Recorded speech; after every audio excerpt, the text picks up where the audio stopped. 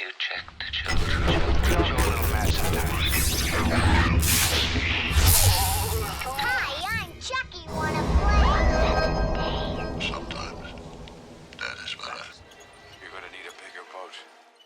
What's up, everyone? Welcome back to the Horror Show. I'm Cecil Laird. And you got Jaime and Fuego here. And we are doing a rapid review right now. We are actually going to be talking about the first episode of the second season of NOS4A2, which Run is to the hill. based on the book by Joe Hill.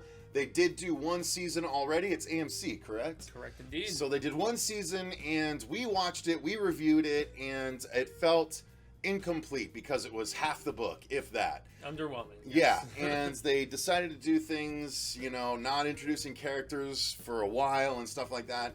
And now we begin season 2, which is of what we assume is going to be 2 seasons total, right? Because unless they first do season some- was half the book. We would assume second season would be the other half. Unless of the they book. do some serious stretching, but we do have the 8-year time jump that has transpired. So Ashley Cummings' character as Vic, she feels more age appropriate now finally, Right. which is really appreciative. We still haven't really seen in this episode much of Zachary Quinto's Charlie Manx, but we obviously will, as all the trailers have proposed. And we have Lou, we have Maggie still around. I mean, there is so much. Bats. Yeah, Bats and Bing too is still around. So honestly, this feels more like what I wanted from the first season of the show. 100%. If I'm going to be like honest, like all over impressions. So overall impressions. Yeah, overall impressions, I agree. This was a way more entertaining, way less. It didn't feel like it was dragging out for any reason. It got right to the story, which they needed to. But yeah, this is all the stuff that I loved from the book that we didn't get in the first season. If anything, they sped some stuff up a little bit. Yeah. If we're going to be fair. Yeah, but I remember from the book, I always loved Lou Carmody's character, and they continue that. He's the nerd, the comic book lover, you know, Calls her a superhero. Calls her a superhero, calls her dude on a regular, and it's just, he's so real, and he loves her so much, and the kid, and I just love Lou Carmody's character. We have mystery with Charlie Manx, because we start off the season with him having just died, but is he dead? We don't really know.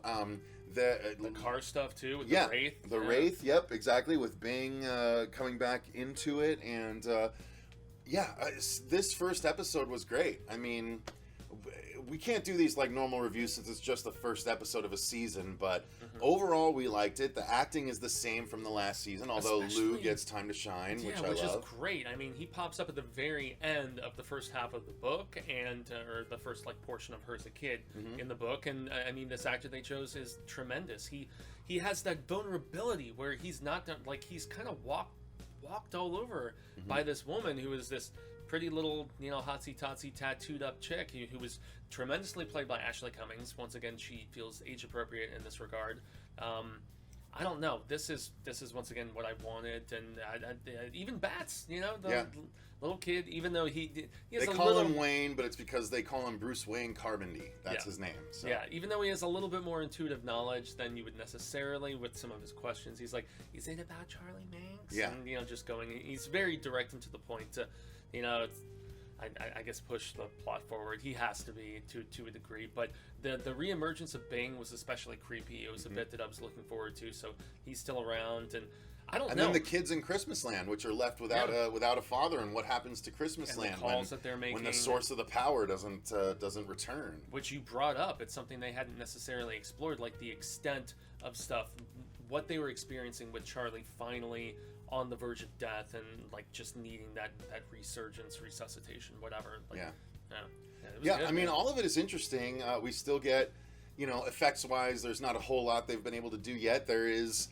some practical effects, some corpse effects, and then some, you know, mouth teeth effects for the kids in Christmas Land, obviously, because they're used to playing scissors for the Drifter. Yeah, which is some of the only stuff I didn't like, the wig on the girl and the teeth and stuff. Yeah. It looked kind of TV chintzy and stuff like that. But the one thing I'm actually very glad they didn't shy away from is Vic, like in her dealing process with everything and the fear of Charlie Manx, like the, you know, like boozing on the little bottles and stuff like that. Like, she really, it's apparent, and they didn't shy away from it. And the oven scene, which without the phones, without us spoiling what transpires from that, that's directly ripped from the book, and it's a big pivotal scene as far as like family trust and just decaying mental stability, I guess, and it was done awesomely and heartbreakingly in some ways too. Yeah. So, yeah.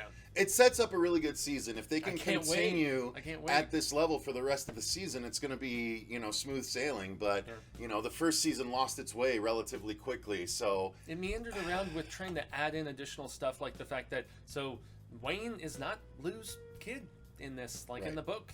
He's from some other silly love interest that had no bearing and wasn't very interesting in the first season. They shoehorned it in, and hey, they were trying to do the bait and switch aspect, which we admitted when we did our season review. So yeah, hey, it is what it is. But the fact that we have Lou, we have Wayne, we have this great relationship between the three of them. We don't know where it's all gonna go with Vic and those other two, but yeah, I'm stoked for this season, man. I'm pretty pumped. Yeah, I am too. I'm way more excited about this season than I was about the last season after the first couple episodes. So I'm excited, and I think if you guys are into it, I don't know. I think they should be able to pick up even with season 2 without too terribly much trouble and just get right into the good stuff. But And if not, sign up for that free 7-day trial from AMC.com. You can watch The Walking Dead. You can watch the first 10 episodes of the first season of NOS4A2. And yeah, I mean, there's lots of good stuff on AMC that you can check out. So definitely do so. If you did watch this along with us on premiere night, let us know what your thoughts are in those comments down below. Just so you guys know, we're not going to be doing this episode by episode. We will likely just do this again. We'll do like we normally do, a season premiere and then a full season review once it's all done. We may do a mid-season thing, but we may not. So don't expect regular reviews. This is just our review of the first episode of the second season. So let us know what your thoughts are in those comments down below. Thank you very much to our patrons who support the channel a little more directly. The link to that is in the description box if you want to choose a movie for us to review or commentate on, anything like that. Indeed. Until next time, though, I've been Cecil Laird. Gracias, Jaime Fuego. And remember, stay scared.